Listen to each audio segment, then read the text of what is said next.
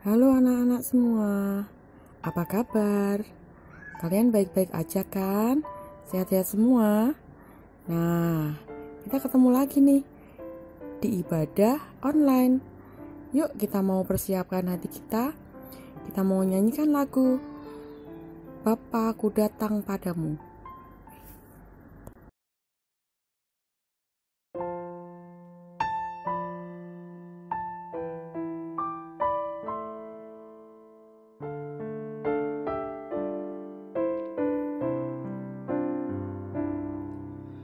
Bapakku datang padamu, naikkan ucapan syukur atas kasih anugerah-Mu yang indah setiap hari.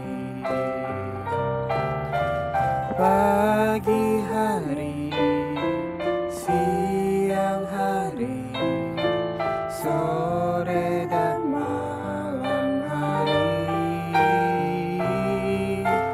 tak hentinya mengucap syukur atas kebaikan-Mu.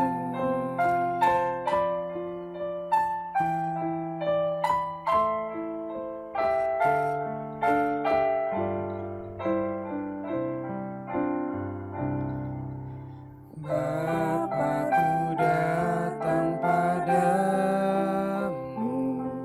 naikkan ucapan syukur atas kasih anugerah-Mu yang indah setiap hari. Pagi hari, siang hari, sore dan malam hari, tak hentinya mengucap syukur atas kebaikan-Mu.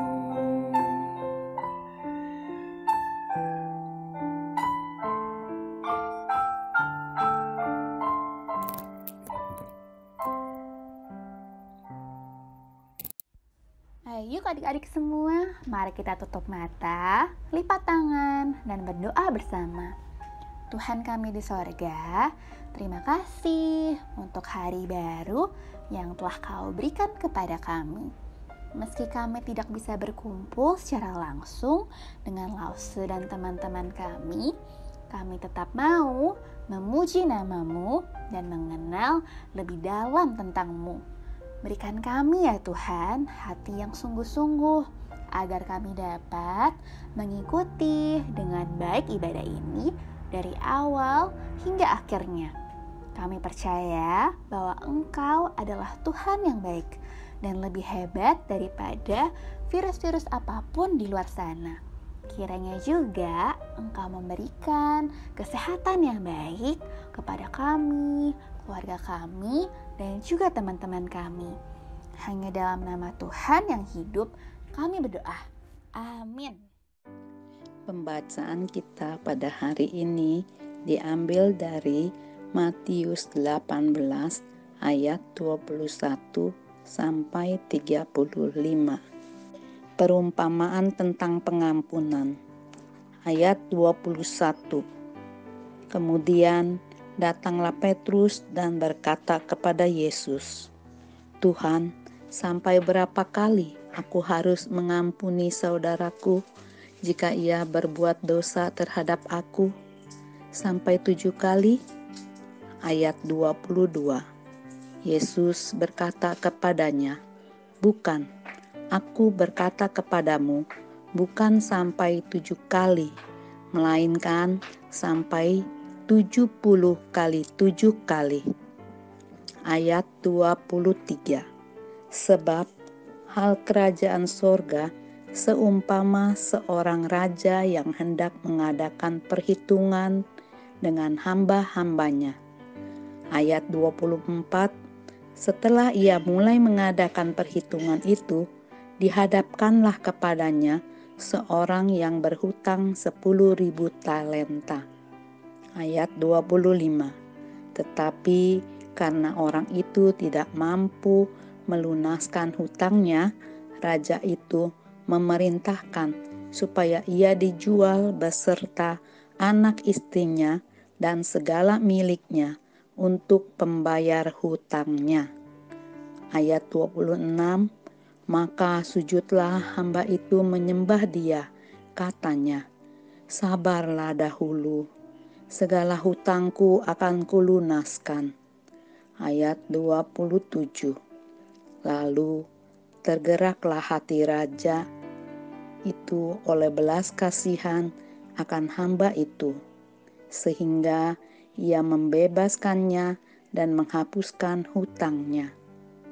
Ayat 28, tetapi ketika hamba itu keluar, ia bertemu dengan seorang hamba lain yang berhutang 100 dinar kepadanya. Ia menangkap dan mencekik kawannya itu, katanya, bayar hutangmu. Ayat 29, maka sujudlah kawannya itu dan memohon kepadanya, sabarlah dahulu, hutangku itu akan kulunaskan. Ayat 30, tetapi ia menolak dan menyerahkan kawannya itu ke dalam penjara sampai dilunaskannya hutangnya. Ayat 31, melihat itu kawan-kawannya yang lain sangat sedih, lalu menyampaikan segala yang terjadi kepada tuan mereka. Ayat 32, raja itu menyuruh memanggil orang itu dan berkata kepadanya, hai hamba yang jahat, seluruh hutangmu telah kuhapuskan karena engkau memohonkannya kepadaku. Ayat 33, bukankah engkau pun harus mengasihani kawanmu seperti aku telah mengasihani engkau? Ayat 34, maka marahlah tuannya itu dan menyerahkannya kepada algojo-algojo sampai ia melunaskan seluruh hutangnya. Ayat 35, maka Bapakku yang di sorga akan berbuat demikian juga terhadap kamu, apabila kamu masing-masing tidak mengampuni saudaramu dengan segenap hatimu. Amin. Nah, anak-anak, kita tahu bahwa Tuhan Yesus selalu mengajarkan kita untuk mengampuni setiap orang yang bersalah kepada kita. Kita boleh marah, kita boleh sedih, tapi Tuhan mengajarkan bahwa kita selalu harus mengampuni. Seperti halnya lagu yang akan kita nyanyikan, Tuhan selalu mengampuni kita. Sejauh timur dari barat, Tuhan membuang dosa kita.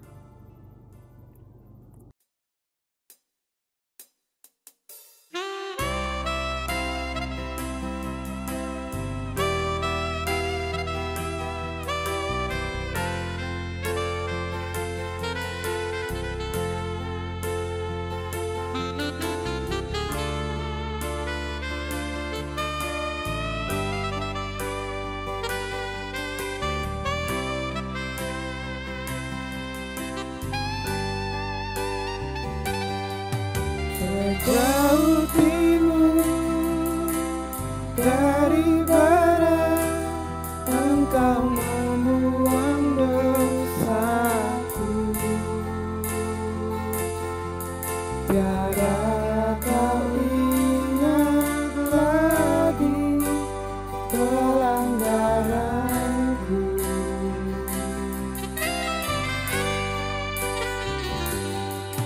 Jauh ke dalam tubir laut, kau melemparkan dosaku. Tiada kau perhitungkan kesalahanku. Betapa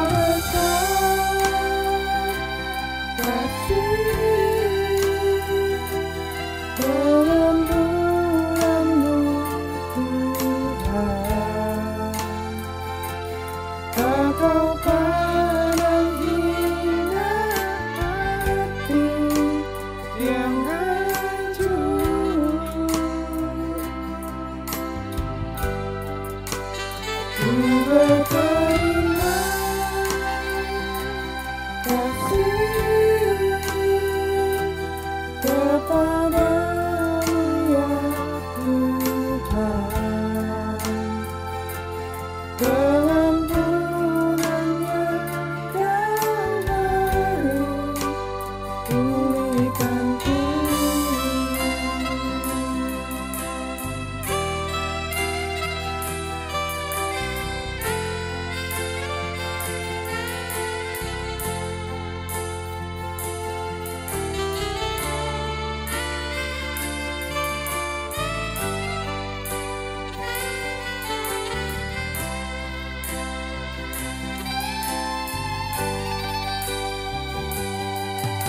Sejauh timur dari barat, Engkau membuang dosaku. Tiada Kau ingat lagi pelanggaranku.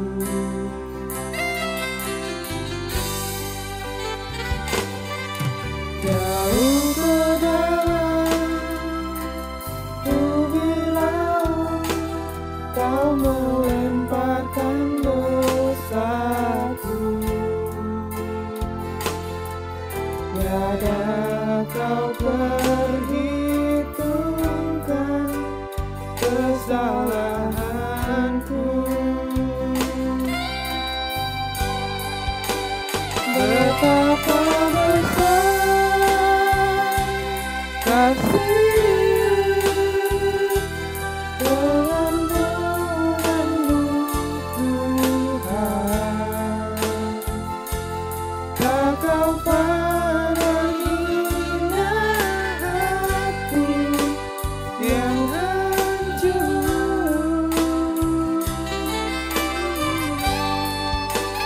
Ku berterima kasih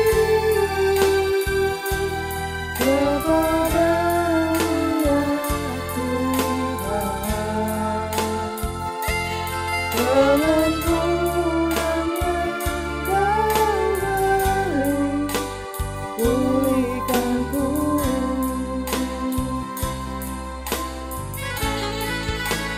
Betapa besar kasih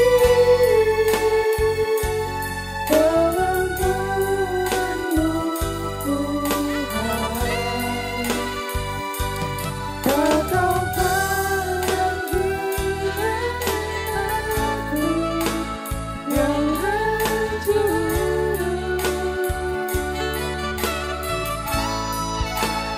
Ku berterima kasih kepadamu ya Tuhan, pengampunannya Kau beri, pulihkanku.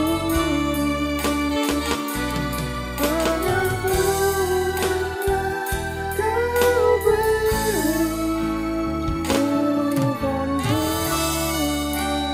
pulihkanku.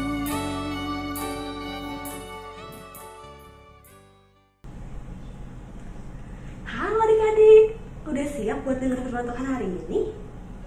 Ayo, yang udah siap, coba angkat tangannya. Oke, nah hari ini kira-kira Elsa mau cerita tentang apa ya? Elsa punya satu hati. Kita semua punya satu hati ya. Ada banyak hal yang bisa melukai hati kita ini. Contohnya, kalau ada orang yang ngomong jelek-jelek tentang kita, marah-marah sama kita, memfitnah kita, menghina kita, kesel rasanya. Atau mungkin ada yang komentar jelek-jelek di sosial media kita, seperti di Instagram. Atau mungkin kita tuh rasanya kesel, marah kalau lagi asik mengerjakan sesuatu, kayak lagi main game, main tab, main iPad, main handphone, atau main yang lain, tiba-tiba direbut gitu aja. Direbut sama koko Cece, sama teman, sama adik, siapa aja deh. Aduh, gak enak banget rasanya. Kesel deh. Banyak hal lain yang bisa menyakiti hati kita. Dan kadang memaafkan orang lain yang berbuat demikian gak gampang. Gimana sih rasanya waktu kita harus mengampuni? Gak enak ya. Orang, dia yang salah, dia yang ngambil mainan aku, dia yang merebut, dia yang nyakitin hati aku. Kenapa harus aku yang maafin dia? Gak adil dong. Ayo, bener gak sih kayak gitu? Boleh gak?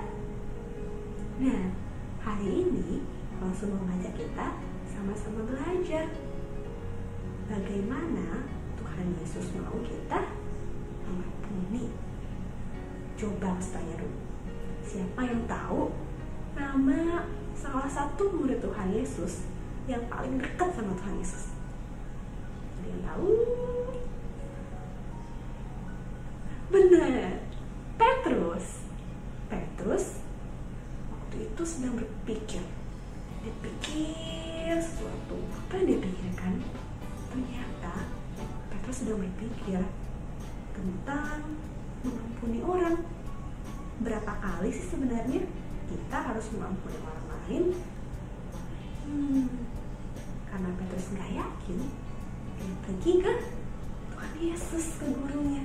Dia tanya, "Guru, berapa kalikah kita harus mengampuni? Apakah sampai 7 kali?" Tuhan Yesus bilang apa? Apakah iya sampai 7 kali? Bukan. Tuhan Yesus bilang, bukan sampai 7 kali, melainkan sampai 70 kali 7 kali.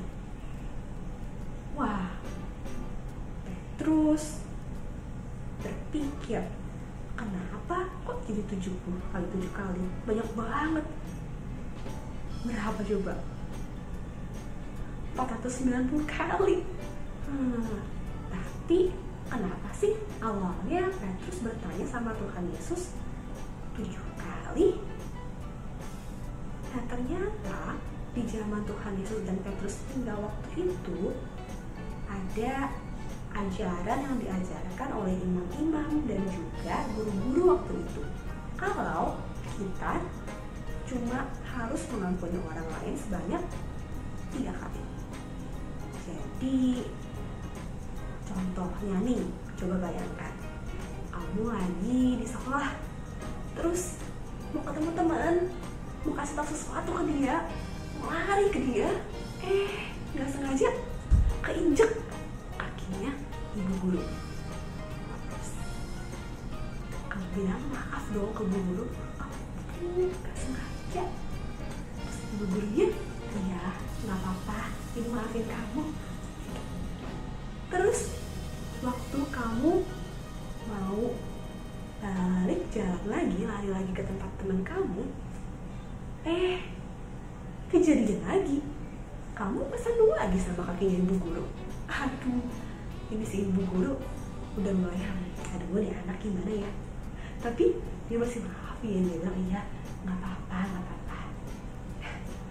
Terus waktu kamu mau balik badan, tangannya nggak sengaja kepukul perut ibu gurunya. Aduh, ini si ibu udah sakit, ini anak kenapa sih dari tadi kena gitu kan. Ibunya mau marah tapi kayak aduh ini masih 3 kali, gak apa-apa deh, dimaafin. Nah, tapi udah berapa? Udah 3 kali. Tadi yang pertama menginjak kakinya, yang kedua kesandung, yang ketiga kena pukul perutnya.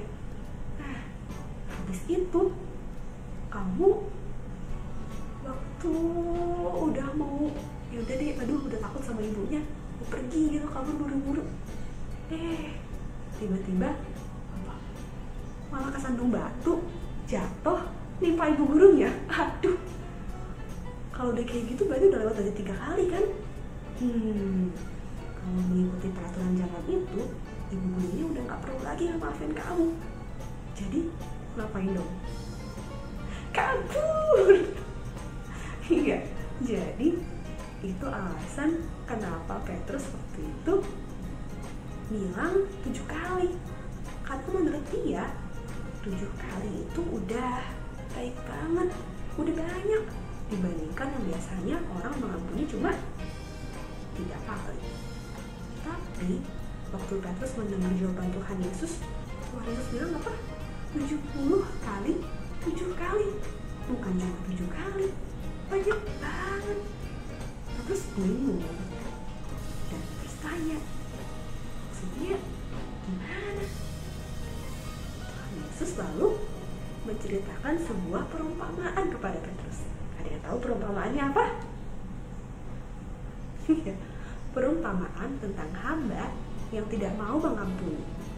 Coba, ada satu bapak-bapak, seorang hamba dari raja, pelayannya raja. Dia ini punya utang banyak banget sama si raja, mungkin sampai ratusan juta rupiah. Bayangin, raja begitu tahu hal ini, dia marah banget. Kenapa kok dia marah? Uang dia dipakai segitu banyak gak dibalikin. Gimana gak marah? Raja suruh apa? Ayo, tangkap dia, istrinya, anak-anaknya, masukin ke penjara. Pokoknya dia harus bayar utangnya sampai lunas. Hamba itu mendengarnya langsung udah sujud menyembah sama raja. Raja, Tuanku, ampunilah, sabarlah dulu, aku pasti akan bayar utang-utangku. Nah, rajanya mendengar hal ini. Sebenarnya si raja tahu kalaupun hamba tadi ini bekerja mati-matian seumur hidup dia menabung untuk membayar hutangnya, gak bakal cukup. Tapi hatinya tergerak oleh belas kasihan. Jadi raja itu bilang, baik. Dia membebaskan si hamba ini dan keluarganya, dan dia menghapuskan semua hutangnya. Yang ratusan juta itu, banyak banget itu, dianggap lunas semuanya. Wah, ini hambanya beruntung banget. Tapi begitu hamba ini keluar dari sana, setelah dia bertemu Tuhannya, apa yang dilakukan? Dia ketemu sama satu orang temannya, hamba kedua, hamba yang lain yang berutang sama dia. Utangnya padahal nggak banyak, cuma ratusan ribu, cuma upah kerja 1 hari. Tapi begitu hamba ini ketemu sama temannya itu, apa yang dilakukan? Wah, dia langsung dicekek temannya itu, terus disuruh bayar. Ayo bayar utangnya. Temennya kayak dia tadi, temennya juga bilang, aduh, kasih aku waktu, aku pasti akan bayar. Sabar. Hambanya yang pertama tadi bukannya memberikan kelonggaran sama temannya, dia malah maksa harus bayar, dan akhirnya temannya ini dimasukin ke penjara, disuruh sampai dia bisa bayar baru boleh keluar. Dan ada banyak hamba-hamba lain, teman-temannya mereka, yang melihat apa yang terjadi. Tentu aja mereka menganggap itu nggak adil dong. Apa-apaan hamba yang pertama, udah hutangnya segitu banyak banget itu, dihilangin, dilunasin semuanya, dianggap lunas, dibebasin. Ini ada hamba lain yang hutangnya cuma dikit, malah paksa harus bayar. Aduh, gimana sih dia? Akhirnya mereka ngadu ke raja, dan rajanya marah besar. Raja suruh tangkap hamba yang pertama tadi itu. masukkan dia ke dalam penjara, gak boleh keluar sampai dia bisa bayar semua utang dia. Tuhan Yesus mau cerita ini karena Tuhan mau bilang kalau kerajaan surga itu sama juga seperti itu. Kita adalah orang-orang yang udah banyak banget biasanya, banyak utangnya, tapi Tuhan mau mengampuni kita. Makanya kita juga harus mengampuni orang-orang lain, semua orang yang salah sama kita, semua orang yang bikin kita sakit hati, yang bikin kita kesel. Karena kalau kita nggak mengampuni, Tuhan mungkin akan melakukan hal yang sama kepada yang hamba pertama tadi. Ayo, langsung mengajak kita coba sama-sama buka Alkitab kita yuk. Coba buka Alkitabnya dari Lukas pasal 6 ayat ke-37c. Oke, udah. Ya, langsung mengajak kita sama-sama baca ya. Dari ampunilah. 1, 2, 3. Ampunilah, maka kamu akan diampuni. Gampang ya, singkat sekali. Ini hafalan kita hari ini. Lukas pasal 6 ayat 37. Ampunilah, maka kamu akan diampuni. Coba Masa mau ngajarin satu kata pakai bahasa isyarat. Mengampuni. Gampang banget. Satu tangan kayak gini, mana ada. Satu tangan lagi di atasnya. Terus gerakin 2 kali. Gini, artinya mengampuni, forgive. Jadi, coba kita sama-sama ingat hafalan kita hari ini dari Lukas, Injil Lukas, pasal 6, ayat 37c. Isinya, ampunilah, maka kamu akan diampuni. Coba sekali lagi ya. Lukas, pasal 6, ayat 37c. Ampunilah, maka kamu akan diampuni. Oke, ayo langsung mengajak kita sama-sama terus ingat kalau kita udah sepatutnya, udah selayaknya mengampuni orang-orang yang bersalah sama kita, orang-orang yang bikin kita sakit hati, orang-orang yang melukai hati kita, karena kita juga udah diampuni sama Tuhan Yesus. Nah, anak-anak, kita tahu bahwa saat ini negara kita Indonesia sedang berduka, sedang mengalami suatu musibah. Tapi kita tahu, kita sebagai anak-anak Tuhan, kita tidak boleh berdiam diri. Kita harus selalu berdoa. Berdoa untuk Indonesia, supaya Indonesia selalu dalam naungan Tuhan. Mari kita nyanyikan doa mengubah segala sesuatu.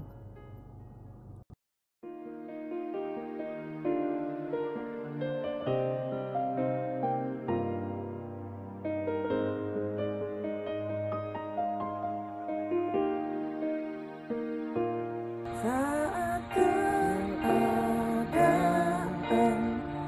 sekelilingku ada di luar kemampuanku,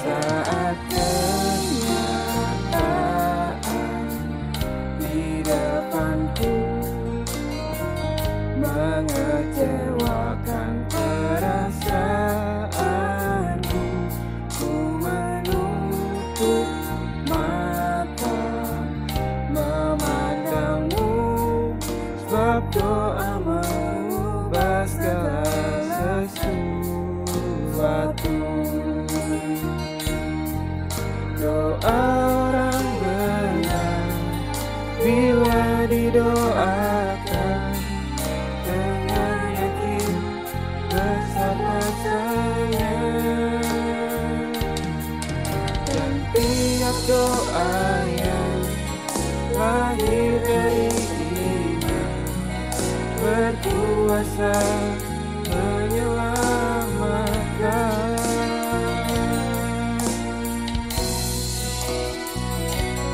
Seperti mata air di tanganmu, mengalir kemanapun kau mau. Tiada yang mustahil di matamu.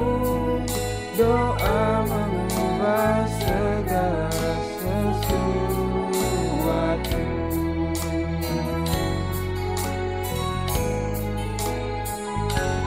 Saat kenyataan di depanku mengecewakan perasaanku, ku menutup mata memandangmu, sebab doa mengubah segala sesuatu. Doa orang benar bila didoakan dengan yakin besar kuasanya, dan tiap doa yang lahir dari iman berkuasa menyelamatkan.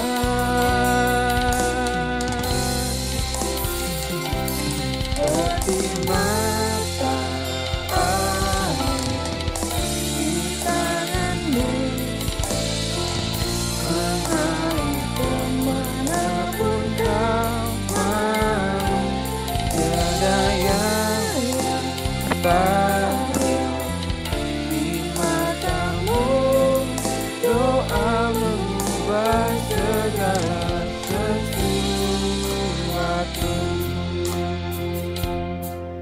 Sebab doa mengubah segala sesuatu.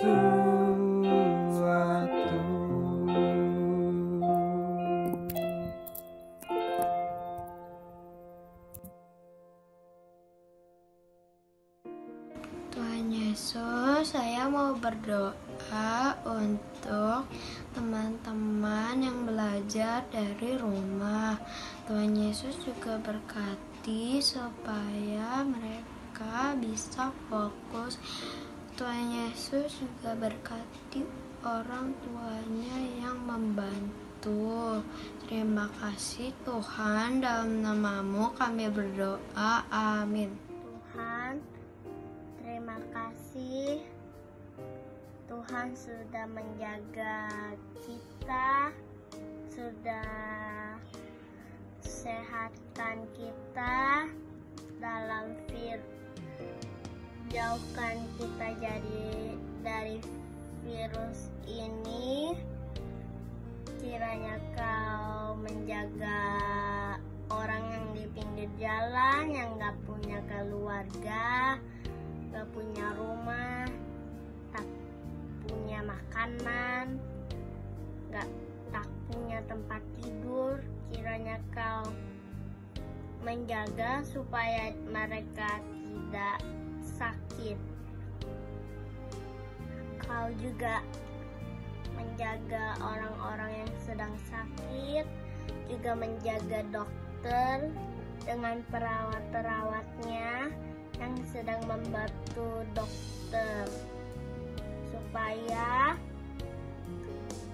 orang-orang bisa balik ke rumah dan ketemu keluarganya lagi.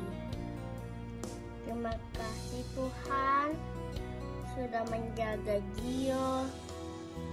Kiranya Kau menghilangkan virus ini. Nah, anak-anak, kita sudah dengar firman Tuhan tadi mengenai hamba yang tidak mau mengampuni orang lain. Sekarang kita tutup ibadah online ini dengan berdoa. Kita lipat tangan kita dan tutup mata kita. Terima kasih Tuhan untuk firman Tuhan yang sudah kami dengar. Ajar kami Tuhan untuk tidak seperti hamba yang tidak mau mengampuni orang lain, tetapi kami mau belajar seperti Engkau telah mengampuni kami dan rela mati karena dosa kami. Tuhan Yesus, kami juga berterima kasih karena Tuhan sudah pimpin ibadah online ini sehingga berjalan dengan baik. Kami mau serahkan 1 minggu ke depan di masa pandemi COVID ini sedang berlangsung ke dalam tangan Tuhan. Kumpulan kami minggu depan untuk kami bersama-sama dapat menyediakan waktu dan beribadah secara online. Terima kasih Tuhan, di dalam nama Tuhan Yesus kami berdoa. Amin.